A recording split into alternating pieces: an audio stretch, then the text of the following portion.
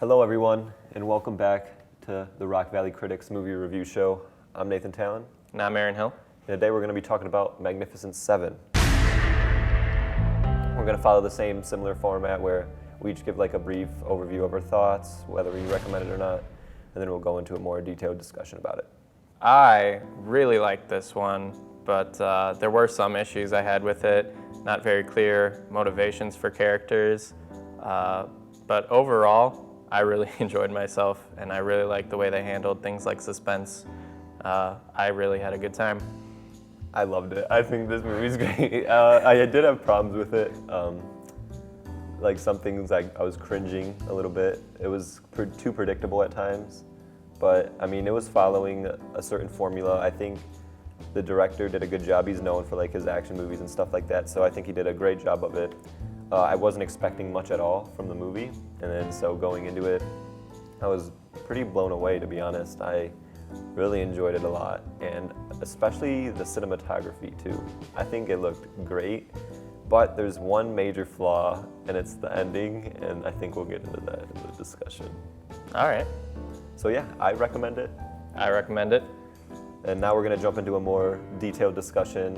So if you don't wanna know anything about the movie, just go see it and come back to this part later, I guess. Bye.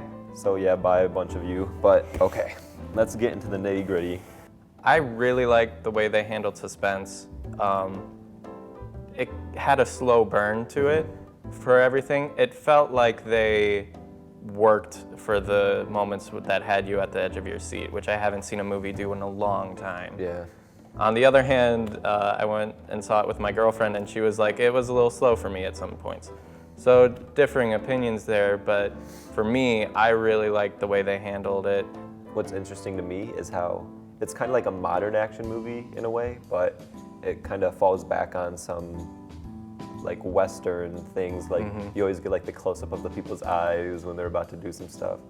And I feel like he just did a great job of kind of like merging the two, like old style Westerns and modern action movies. I think it's a very good like homage to old Western movies. On the other hand, I haven't seen the original Magnificent Seven. This is a remake, so if you go to see this movie and you're angry that if it's a shot-by-shot remaking of the same movie, I'm sorry. It's a remake of a remake. So I wasn't entirely sure what Chris Pratt's character deal was. Like, was he like a card shark, or was he? I think he was a card shark. This is actually my favorite thing I've seen Chris Pratt in. Okay. Like, he still kind of had the same goofy humor he always does, but like, he handled himself very differently physically. Yeah, I thought he did great in the role. There was some things, because, I don't know, I watched all Parks and Rec like a bunch of times, so sometimes I'm like, okay, that's Chris Pratt doing Chris Pratt things. There's a scene where he's drunk and it's just like... I also felt like he would drop the accent sometimes, because he had like some southern western accent, and then sometimes he just dropped it and just talked like normal Chris Pratt. Vincent D'Onofrio's character was a trip. It was a very interesting way to take it, and it was like, he did a good job with it, but like, he went with this very high-pitched voice, and when he first came on screen, like the whole crowd was just like, okay. Oh, interesting. It just was not what we were expecting. It was pretty funny. Denzel Washington was really good. Ethan Hawke, I like their back and forth, Ethan Hawke and I think the knife dude, he was awesome. And he was like best friends with Ethan Hawke. I'd see, like they give you like touches of backstory, but you still understand the relationship between the characters just because of how they talk to another, stuff like that. So I thought it was just done well with the character relations. You understood a lot with them saying very little, and that's hard to do. The director and cinematographer definitely put a lot of thought into it, even though it didn't really need to be, I guess. But it didn't. Yeah, it was fun. I only have one negative thing to say about it, but it's a big one, is there were no real clear motivations for characters given. Like, this guy wanted revenge, and it was like, okay, I understood that.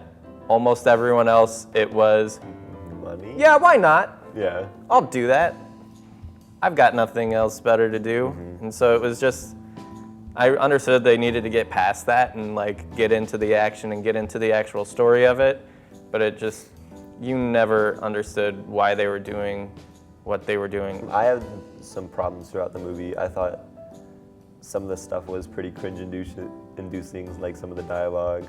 It just was too on the nose for me. But I mean, I can see what they were doing, like, because they're paying homage to like old Western movies and stuff like that. But sometimes I'm just like, you had to say that. For me, all the actors were so committed to the genre, the director was so committed that it didn't bother me. It seemed much more committed to the old Western feel than anything I've seen from Hateful Eight or even Django. It felt way more committed to the genre than those did. I just felt it could have been handled a little bit better, but it didn't like detract from my like experience with the movie at all. I was just like, okay. Like I kind of expected it like to be some of the lines like that.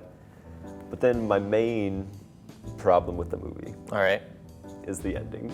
The ending is one of the worst endings I've ever seen in my life. And I'm not kidding. It's pretty bad. Like there's this perfect shot of like some of the men, part of the Magnificent Seven, riding off into the sunset like an old Western movie. Like perfect.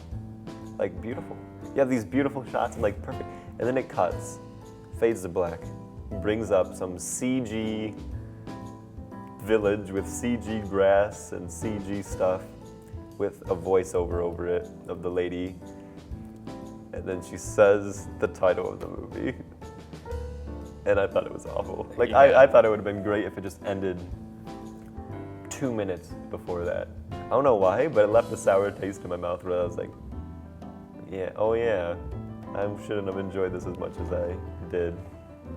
Yeah, overall, like once I just went home and thought about it more, I was just like, that was only like 2 minutes of the movie, and I had a blast with this movie, and I didn't think I would like it at all. I'm gonna give it 4 out of 5. There was a little bit that could be done better, but not a whole lot. I super enjoyed myself. I'm gonna give it 3.5 stars. Yeah, just all the things that I said kind of like added up to me, but overall, I thought this was great. I highly recommend this movie. It's definitely a fun kind of end to like the summer blockbuster season, I guess. Nice, fun popcorn movie. Action scenes are great. Like definitely go. I'd recommend go seeing it just for the final shootout alone. Like I thought that was brilliantly done. So thank you guys so much for watching. Hopefully you enjoyed yourself. Bye.